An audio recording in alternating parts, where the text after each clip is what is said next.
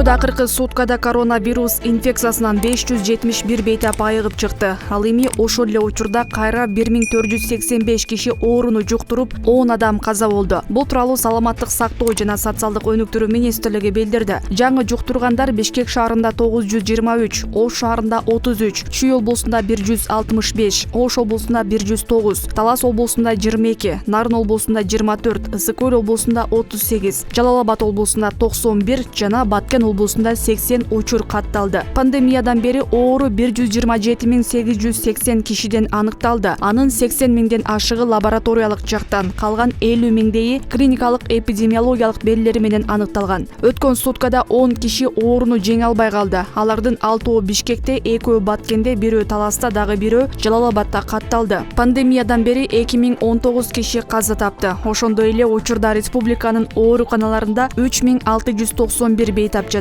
Анын ичинен 332 кишинин абалы канааттандырарлык, 2253 орто, 948 оор жана 158 өтө оор абалда. Мындан сырткары 9815 киши үй шартында дарыланууда.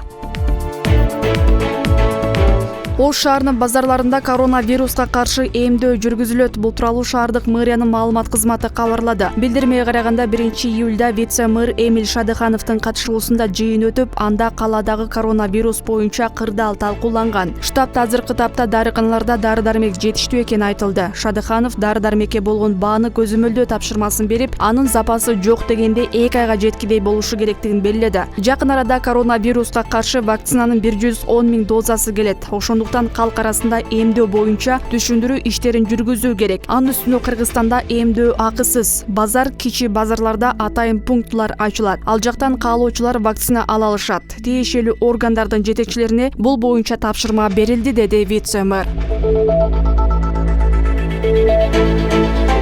Кыргызстандын аймагына кирген жарандар акыркы 72 саат аралыгында жасалган ПЦР тестинин анализин же коронавируска каршы вакцина алгандыгы жөнүндө сертификатын көрсөтүшү керек. Бул тууралуу Тышкы иштер министрликтен билдирди. Маалыматка караганда бүгүнкү күндө төмөнкү мамлекеттерде вакцина алган жарандардын сертификаттары Кыргызстанда таанылат. Алар Америка Кошмо Штаттары, Бириккен Араб Эмираттары, Венгрия, Германия Федеративдик Республикасы, Грузия, Европа Биримдиги, Израиль, Казакстан, Катар, Корея, Өзбекстан, Польша, Россия Федерациясы, Румыния, Сан-Марино, Сауд Аравия Королдугу, Түркия, Улуу Британия, Франция жана Швейцария Конфедерациясы. Министрлик башка дагы мамлекеттердин сертификаттары кошулушу мүмкүн болгондуктан тизме өзгөрүп турарын кабарлады.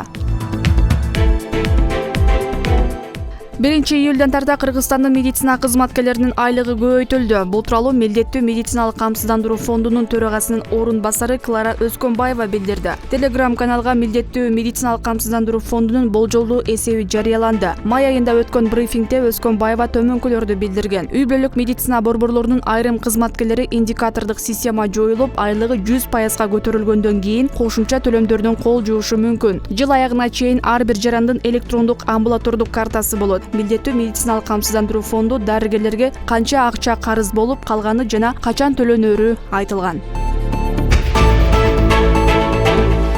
1-июлда Бишкек шаарынын 1-Май райондук соту оппозициялык саясатчы Жеңиш Молдокматовдун бөгөт чарасын карап, аны 6-сентябрга чейин камакта калтырды. Бул тууралуу адвокат Урмат Сыдыков маалымдады. Анын айтымында актоочу тарап райондук соттун чечимине каршы Бишкек шаардык сотуна даттанат. Буга чейин Молдокматов 1-Май райондук сотунун чечими менен 6-июлга чейин номер 1 тергөө абагында камакка алынган. Бул чечимде кийин Бишкек шаардык соту дагы өзгөрткөн эмес. Жактоочулар бөгөт чарасын үй камагына алмаштыруу боюнча шаардык сотко арызданган. Оппозициялык саясатчы Жеңиш Молдокматовду Ички иштер министрлиги 6-майда кармаган. Ага былтыр октябрь окуяларында УКМКнын имаратын басып алууга аракет кылган деген айып коюлган. Кийин берене өзгөртүлүп, октябрь окуяларында жапырт башаламандык уюштурган деген кине койгон. Молдокматов өзүнүн камалышын саясий куугунтук катары баалаган. Ал президент Садыр Жапаровдун саясатын кескин сындап келет.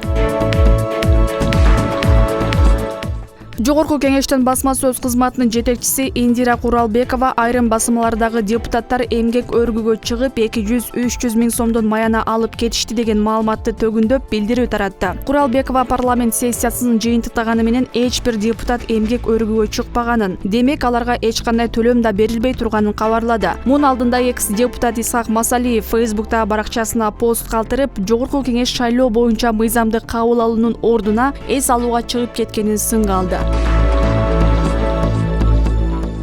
Президенттик администрациясынын жетекчисинин орун басары Адылбек Касымалиев мамлекет башчынын мамлекеттик аппараттын санын кыскартуу жөнүндө жарлыгы боюнча түшүндүрмө берди. Касымалиевдин билдирүүсү президенттин сайтына жарыяланды. Анда ал кыскартуулардан үнөмдөлгөн каражат мамлекеттик жана муниципалдык кызматкерлердин эмгек акысын көбөйтүүгө жумшалаарын билдирди. Эгерде мамлекеттик кызматкерлер 30% же 10-11 миңге чейин кыскартыла турган болсо, мамлекет 2 миллиард сомдон ашык акча каражатын үнөмдөйт. Бирок бул үнөмдөө келерки жылда гана ишке Анткени эмгек кодексине ылайык кыскартылган кызматкерлерге 3 айлык эмгек акысын төлөп беришибиз керек, деди Касымалиев. Касымалиевдин маалыматына таянсак, 1995 жылы 26.152 мамлекеттик кызматкер болсо, 2010 жылы 30.743кө, 2020 жылы 34.860ка чейин көбөйгөн. Маданият, маалымат, спорт жана жаштар саясаты министри Кайрат Иманалиев Россия президентинин эл аралык маданий кызматташтык боюнча атайын өкүлү Михаил Швыдко менен эки өлкөнүн эри шаркак жылынын алкагындагы иш-чараларды жүзөгө ашырууну талкуулады. Бул тууралуу Кыргызстандын Россиядагы элчилиги билдирди. Анда эри шаркак жылынын салтанаттуу жабылышын ушул жылдын күз айларында мамлекет башчылардын, Россиянын алдыңкы чыгармачыл жамаатынын, көрүнүктүү искусство өкүлдөрүнүн катышуусунда өткөрүү тууралуу кеп болгон. Россиянын Кыргызстандагы маданий күндөрүн августка, ал эми Кыргызстандын Россиядагы кино күндөрүн күздө өткөрүү алдын ала макулдашылды. Ошондой эле тараптар маданият ишмери Болот Миңжилкыевдин 80 жылдыгын биргелешип өткөрө турган болду деп айтылат маалыматта. Жайкы сезонго байланыштуу Казакстандын Алматы шаарынан Ысык көлгө түз аба каттама ачылууда. Бул тууралуу Манас эл аралык аэропортунан билдирди. Казакстандын мурдагы Борбор шаарынан келген алгачкы учак бүгүн 2-июлда Тамчы аэропортуна конот. Скат авиакомпаниясы Алматы маршруту боюнча каттамды аптасына 3 жолу, дүйшөмбү, шаршемби жана жума күндөрү жүргүзөт. Учак Алматыдан Тамчыга 40 мүнөттө жетет.